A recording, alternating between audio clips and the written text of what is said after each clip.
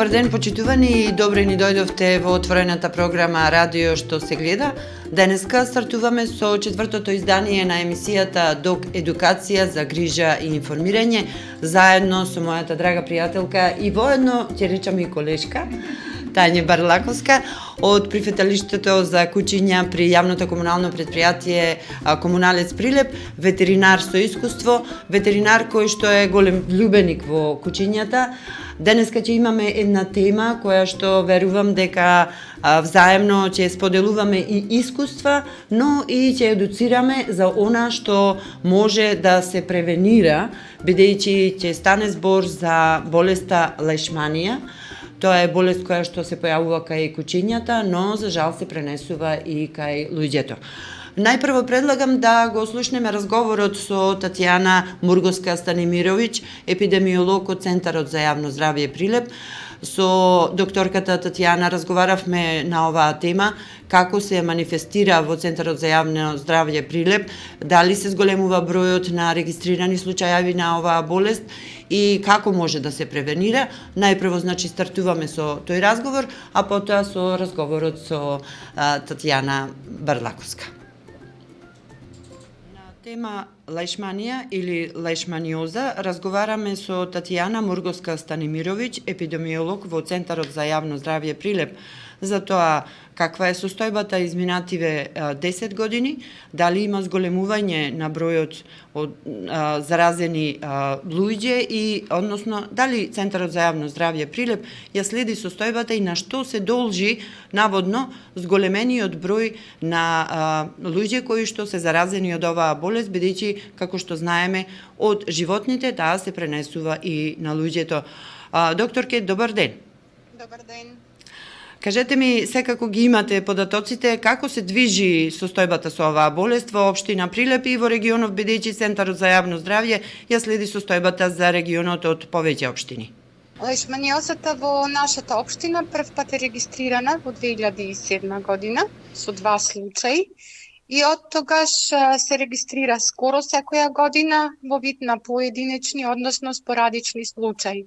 Во последните 2 години, 2020 и 2021, немаме регистрирано случаи на заболени лица од оваа болест. Најголем број на заболени се регистрирани во 2013 година 5 и во 2010 година 4 заболени лица. Лешманиозата како болест, значи се пренесува од животни на човек, најчесто извор на зараза за луѓето кај нас представуваат кучињата, од кои се пренесува со убод од женката на тропската на песочната мушичка или така наречен тропски комарец, кој што спаѓа во групата на флеботоми.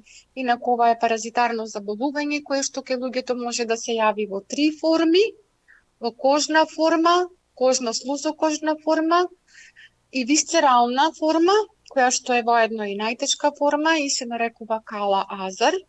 Кај нас се регистрирани и 3 смртни случаи од оваа форма на лешманиоза. Инаку ова е официјално регистрираната бројка на лешманиоза во нашата општина. Да кажам дека најчесто се регистрира висцералниот, односно системски облик на болеста, додека кожната форма често пати може да помине и незабележано, доколку не се мисли на оваа болест. И затоа, можеби, реалната бројка на заразени е поголема, ако се земат во предвид и кожните случаи на лешманиоза кои што поминуваат незабележани, односно нерегистрирани. Инаку знаеме дека оваа болест се појавува во тропските краишта и од неодамна, последниве неколку децении, започна и во регионот на медитеранските земји. Дали можеме да речеме дека лешманиозата, благодарение во наводници на климатските промени, станува се почеста, еве и кај нас, со оглед на зголемувањето на просечните температури, односно пред се како причина би ги навеле климатските промени? Како климатските промени доведоа до појава не само на лешманиозата, туку и на многу други болести кои што беа карактеристични за тропските поднебја, како што е, например, западно-нилската треска. Конкретно за лешманиозата, предизвикувачите, односно пренесувачите, векторите на оваа болест, инаку живеат во тропските предели, тие спаѓаат по групата на флеботомите кои се карактеристични на поднебјата со тропска клима, односно високи температури и влажна средина. Секако дека климатските промени придонесоа овој вид на паразити да можат да преживеат и во наша средина, пред се, како што спомнат, во влажни, сеновити места. И не само лешманиозата, може да се зборува и за појава на голем број на други тропски болести, карактеристични за тие предели, затоа и се викаат тропски болести, но се регистрираат по последно време и кај нас. Последно прашање, секако можеби и најважно, што се однесува до локалните заедници, во случајот Општина Прилеп и регионов.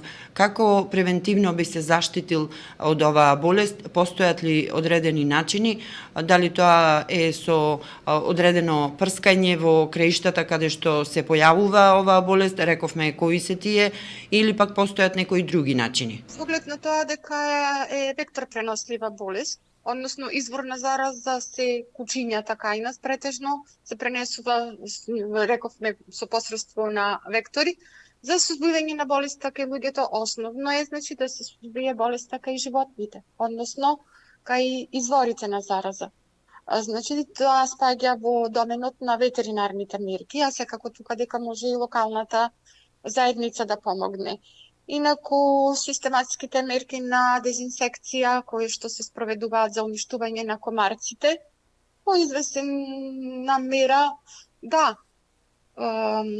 делуваат и на уништување и на овој вид на инсекти, но не може да се искорени, лешманиозата кај кучињата, да кажеме, и кај луѓето со уништување само на векторот на пренесување.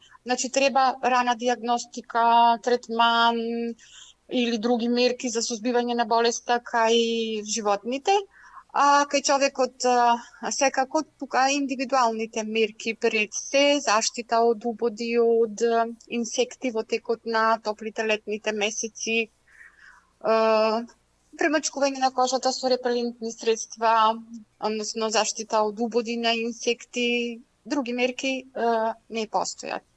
Докторке, благодарам за разговорот. Се надевам дека оваа тема ќе предизвика интерес кај сите чинители кои што во случајов имаат свој удел во донесувањето на одлуки за да може да се направи поголема превенција, а ние во текот на емисијата посветена за едукација и информирање околу кучињата, бездомните кучиња, ветеринарни мерки кои што треба да бидат преземени, ќе разговараме во текот на оваа емисија. Благодарам уште еднаш.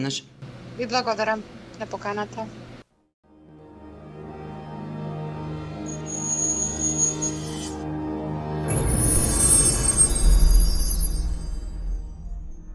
Аптеки Ментафарм, ние ќе се погрижиме за вашето здравје. Аптеки Ментафарм во Прилеп на неколку локации, но и во Ропотово, Црнилиште и Кривогаштани. Повелете кај нас или контактирајте не на телефоните 070-380-384 или 048-471-987. Грижата за вашето здравје е на прво место, а ние постоиме само за вас. Аптеките на Ментафарм се со широк асортиман на производи. Организираме безброј наградни игри, акции и изненадувања.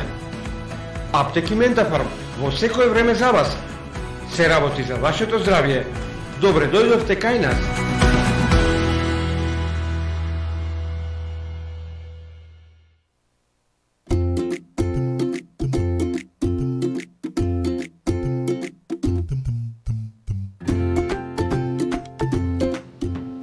Го изслушавме разговорот со докторката Тања Мурговска-Станимировиќ околу тоа како и на кој начин се појавува лешманиозата, како се третира, колку има регистрирани случаеви во регионов.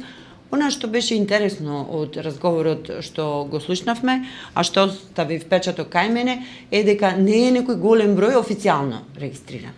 Но за тоа ќе разговараме сега во оваа емисија.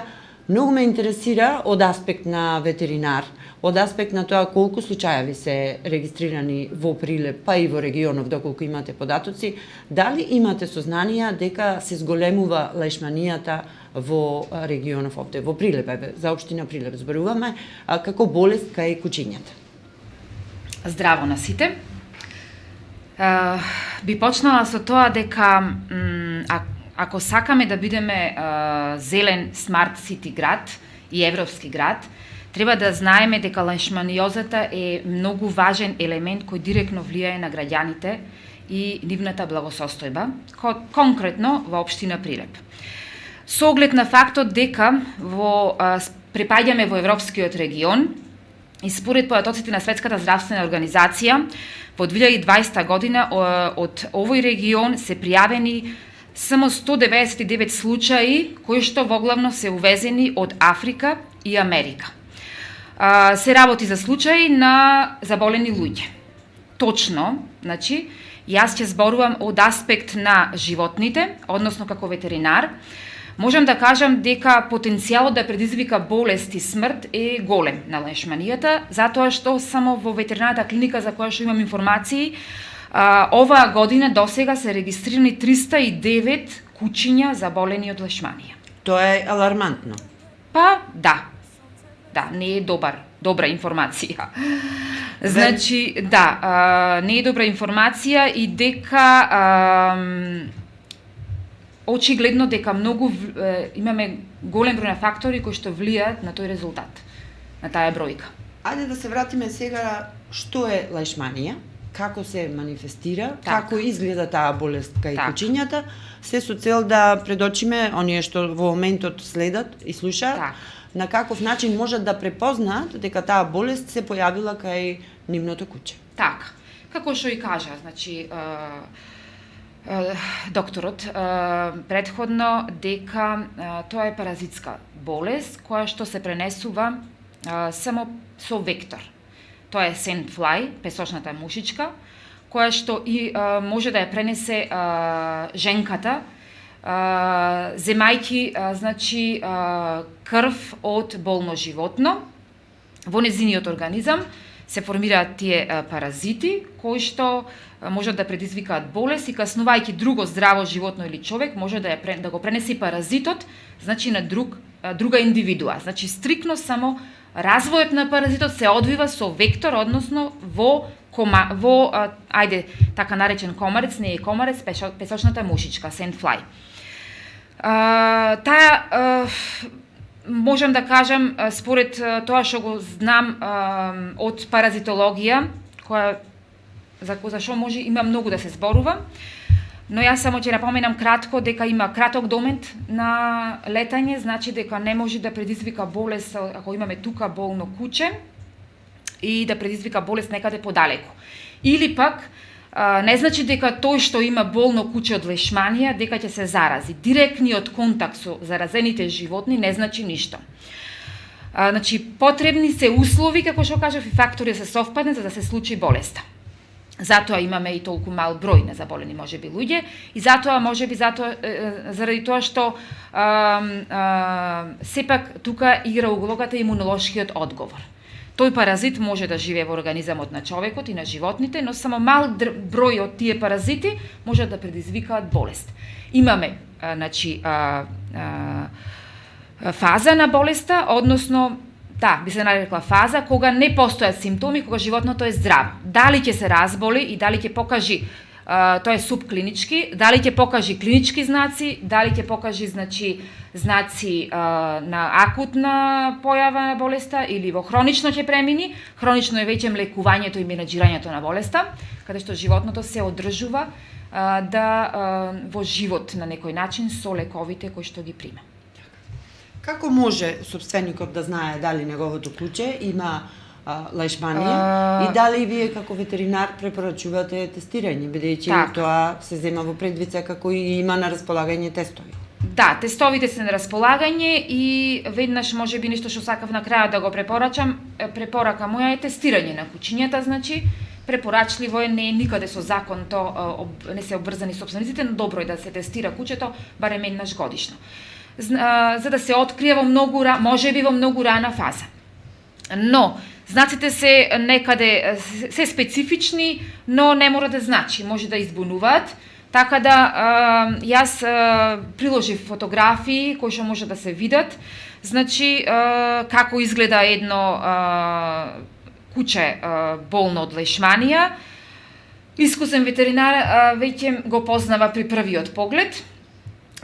Симптоми може да бидат зависи дали кучето пати, нели, како што каже докторката, од кожна лешманија или од висцерална системска лешманија. Значи, како карактеристични значи можам да ги кажам кои што ветеринарите веднаш ги препознаваат, тоа се неконтролирано растење на ноктите,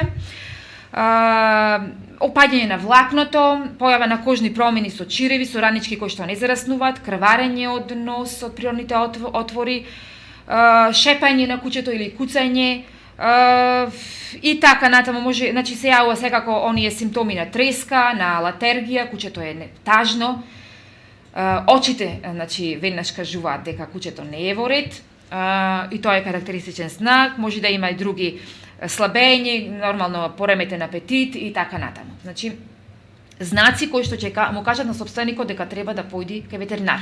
Тоа е веќе клинички симптоми што пројавува кучето, веднаш што најскоро треба да се почне со лекување ако се докаже дека се работи за лешманија. Предпоставувам дека она што вие прво го правите во прифатилиштето за кучиња, кога имате заловено одредени кучиња, е тестирање. Каков е резултатот кај? Нашето тестирање на лешманија е задолжително и обавезно во програмата за здравствена заштита на бездомните кучиња. Значи, проблемот фактички со лешманијата е тесно поврзан со нашата работа. Како што беше во најавата, значи е тесно поврзан со уредени паркови зеленила, со решение за речните корита, менаџирање на правилно на отпадот, менаџирање и сушување на мочурижливи терени и треви и така натаму, секако и со одговорноста на граѓаните. Значи многу фактори се вклучени во менаџирањето, односно во искоренувањето, ајде да кажем, на оваа болест. Може ли да се искорени оваа болест, бидејќи рековме дека во секако дека држави... може, јас не знам дали во нашата држава е пријавена и воведена вакцина, и најверојатно не е, пошто колку што знамо прилеп не се користи, но постои вакцина која што е препорачливо да се прими еднаш годишно со една доза, со тоа што ги намалува, ги облажува симптомите и го намалува ризикот од ширење на животните и на човекот. Тоа е многу добро, доколку би ја имале, заедно со другите превентивни мерки кои што треба да се преземат, антипаразитска пипета која што се користи на кожата директно, или со антипаразитска јака која што спречува каснување од многу значи паразити, недворешни паразити на кучето, така да заедно би се искоренала најверојатно и се разбира со едно подигнување на свеста на луѓето дека кучето болно од лешманија не се остава, не се напушта, туку се заеднички со ветеринарот се донесува решение во зависност од неговата состојба и се лекува. Со лекувањето кучето може да има квалитетен живот понатаму, но одговорноста е многу поголема на собственикот и секако лекувањето е скапо. Од таа причина и ние имаме голем проблем со таквите кучиња напуштени, кои што некогаш се најдуваат и покрај училишта, се најдуваат и во центарот на градот. И можам да кажам дека до оваа година немаме позитивен случај во прифатилиште, но до 2021 година имаме 7 случаеви на лешманија откриени кај бездомните кучиња. И мора да се реагира нормално, бидејќи тоа е и превенција. Според законот за тие кучиња е препорачлива еутаназија, затоа што се бездомни кучиња, и тоа и го правиме. Така. Оно што рековте уште на почетокот, а истото го кажа и докторот епидемиолог Станимировиќ, е дека за да се искорени оваа болест, мора да се делува во секој случај меѓусекторски, тоа би се рекло целата заедница да може да делува превентивно. Јас би посочила дека едукацијата е многу важна. Вие посочивте дека доколку Прилеп сака да ги почитува тие современи мерки, да се справува со климатските промени, да биде зелен европски град, тогаш мора да на некој начин, мора да најдеме начин како да се справуваме со одредени локалитети или краишта кои што ги има општината, бидејќи ние сме општина со најголема територија во државата. Имаме и мочуришта, имаме и градска река. Кои се вашите препораки како ветеринар и како ги согледувате тие мерки кои би се преземале во иднина за да може да се превенира појавувањето на оваа болест? Прво имаме населби каде што културата е многу ниска на населението. Значи се фрла отпад на секаде. Битно е да се интегрираат сите закони и да се делува, пак ќе се вратиме на на законите и на нивно спроведување, се разбира и казнување.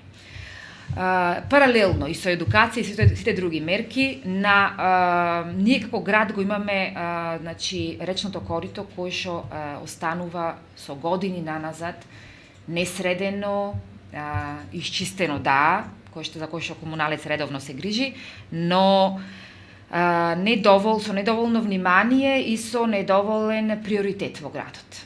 Па сега останува на локалните власти да го внесат во некој проект и да го средиме. Мислам долгорочно дека ќе имаме придобивка сите од тоа нешто.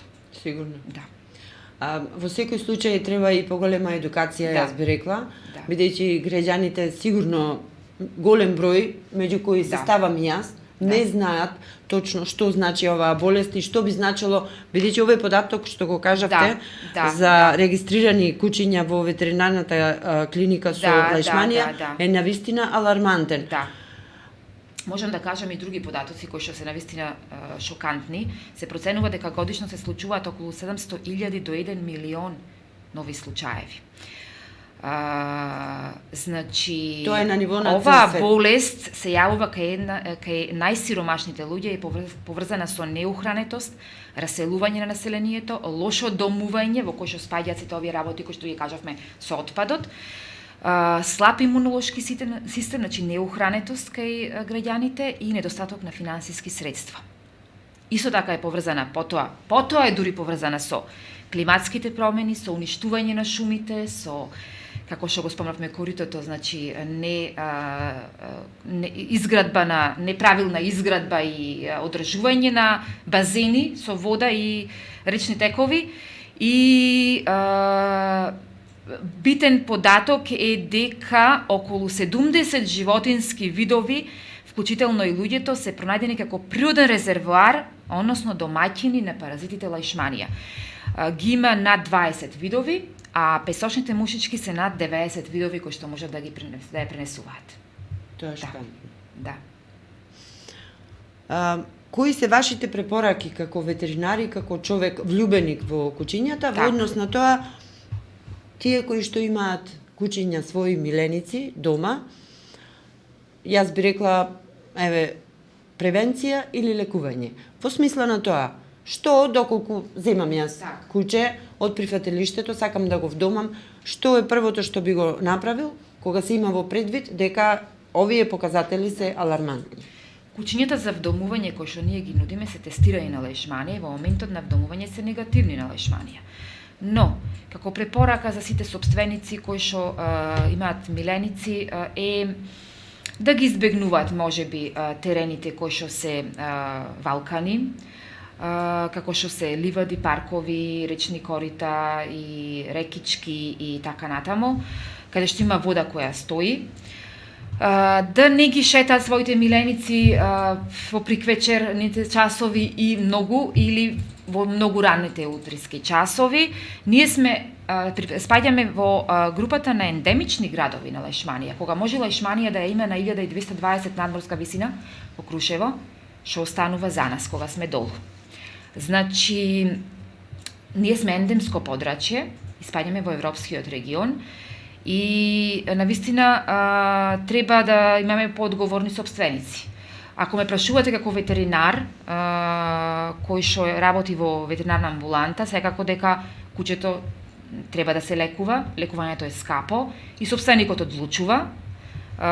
Но ако ме прашувате како некој кој гледа пошироко за заштита на животната средина и кој гледа многу оставени напуштени куќиња со лешманија и тоа расни куќиња кои што некој бил спремен да ги гледа до крајот на животот, тогаш е еутанасија. А кои се вашите препораки до локалните власти, бидејќи станува збор за нешто што пошироко треба да се третира, како би можеле тука локалната власт да помогне во однос на спречувањето на појава на болеста или намалувањето? Рековме дека тоа треба да се прави меѓусекторски, секој треба да си ги има своите обврски на делување и така натаму. Се стремиме кон европски прилеп, европски град. Ние функционираме значи преку локалната самоуправа и неголемата поддршка веќе од 75-та комуналиција има од локалната самоуправа. И мислам дека повеќе внимание да се посвети ако сакаме да бидеме не само убав град, а убав ќе бидеме ако имаме здрава средина, здрава околина, треба значи многу повеќе внимание, многу повеќе значи работа на проектите и на фондовите кои што го напредуваат, ја унапредуваат животната средина.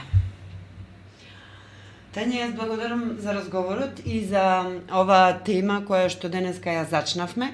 Верувам дека повторно ќе се навратиме, бидејќи секогаш е потребна едукацијата кога станува збор за тоа како да живееме заедно со животните, како да ги почитуваме животните, но видов дека преку оваа тема се е поврзано. Тесно поврзано, да. И поврзано е и со животната средина, секако и со нашите миленици, но и со бездомните куќиња кои што, како што и сами рековте, се напуштаат најчесто кога имаат една од тие болести, а тоа е лешманијата, која што за жал се пренесува и на луѓето. Благодарам уште еднаш. Благодарам и вас, задоволство ми е.